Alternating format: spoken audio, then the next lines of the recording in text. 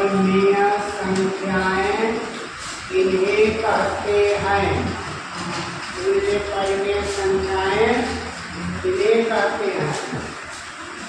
उत्तर, हमें मालूम है कि परिमेय संख्याओं का P/Q के रूप में अद्वितीय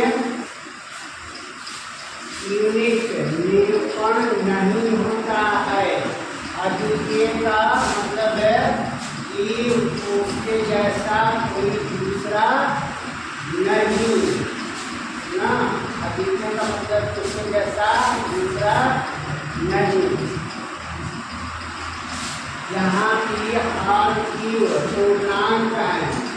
R/Q बराबर नहीं है 0, यानी Q बराबर 0 नहीं है। अगर Q बराबर 0 रहेगा तो भिन्न में बटा में 0 लिखेंगे तो उसका मान कितना हो जाता है?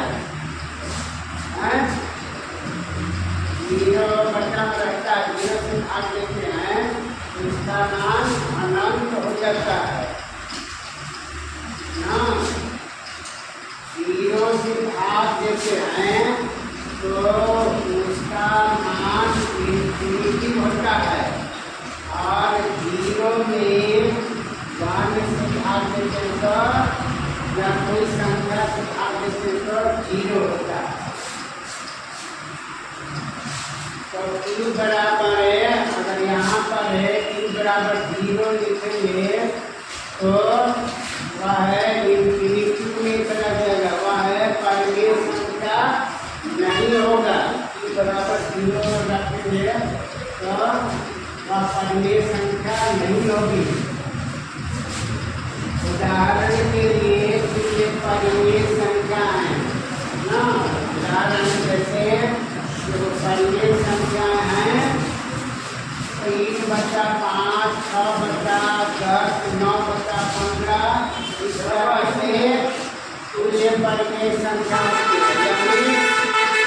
कहने का मतलब कि अंश का गुणा होता है और हाल का उसी अनुपात में हाल का भी गुणा होता है। अंश का गुणा होता है और उसी अनुपात में हाल का भी गुणा होता है। जैसे यहाँ पर 3/5 है तो तुल्य परिमेय संख्या कितनी हो जाएगी? 3 का गुणा ना। जितना से गुणा करना चाहोगे, अगर 3 में हम 2 से गुणा करते हैं तो और में भी 2 से गुणा करना पड़ेगा।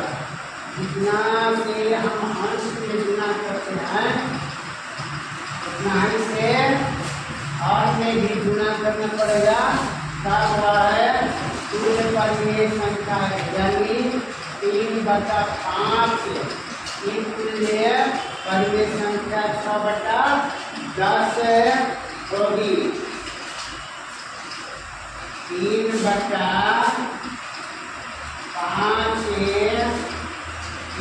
तुल्य परिमेय संख्या 6/10 या 3/5 तुल्य परिमेय संख्या और भी हो सकती है।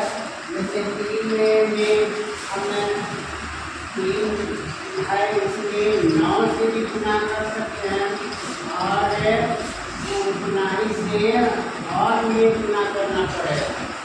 हाँ, तो ये 9 दिया 27 और 9 बचे 45 ना। या और भी कोई गुणांक से गुणा कर सकते हो। 3/5 है, हाँ 3 तुल्य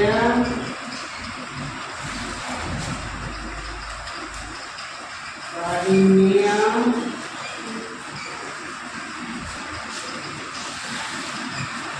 संख्या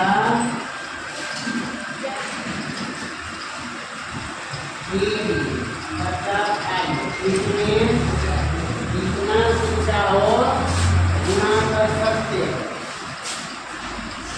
इसमें जितना शिक्षा हो गुणा कर सकते हो।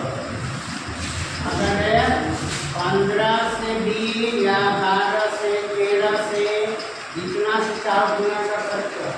मान लो कि 13 से गुना करते ना 13 है से गुना करते तो इसे भी 13 से ही गुना करना पड़ेगा।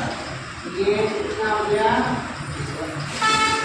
13 किया 39 और ये 13 बचे 65 यानी तुल्य परिमेय संख्याएं हैं ना। इस तरह से तुल्य परिमेय संख्याएं बनाई जाती हैं और इनसे ही ज्यादा से तुल्य परिमेय संख्या यानी जो परिमेय संख्याएं हैं उनसे किसी भी गुणज में हम आगे बढ़ाते हैं अंश और हर को, तो उसे क्या करते हैं तुल्य परिमेय संख्या। तो यही है तुल्य परिमेय संख्या। तुल्य परिमेय संख्याएं क्या है तो अंश और हर को जो परिमेय संख्या है उस परिमेय संख्या के अंश और हर को इसे अनुपात में गुणज में हम आगे बढ़ाते हैं। वह है अगली परिमेय संख्या पिछली परिमेय संख्या की